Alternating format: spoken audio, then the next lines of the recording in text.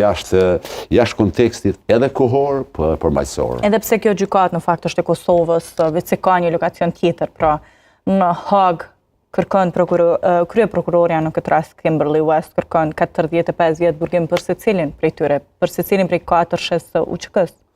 Unë mendoj që 180 vjet burgim. 180 vjet kërkuan për 4 liderët tanë të ushtrisë rinjtare të Kosovës, ndërsa janë dhënë vetëm 90 vite për krerët më të lartë të Serbisë që kanë bërë gjenocid në Kosovë, kanë bërë spastrim etnik, kanë dëvuar gati 1 milion njerëz, kanë vrarë 14.000 veta, kanë dhunuar mijëra gra, kanë djegë, kanë kallë në Kosovë.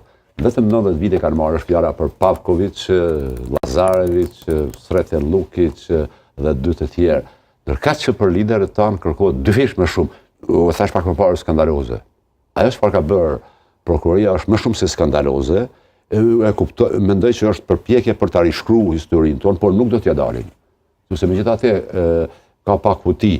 Prokuroria është vetëm një segment i dhomave të specializuara. Është trupi gjykues që do ta jap fjalën përfundimtare dhe unë jam i sigurt, sidomos pas dëshmive të zotit Clark, të zotit Rubin, dhe të tjerëve, dëshmitarëve tjerë amerikanë, t'ju përkujtoj, ata nuk kanë shkuar atje si individ.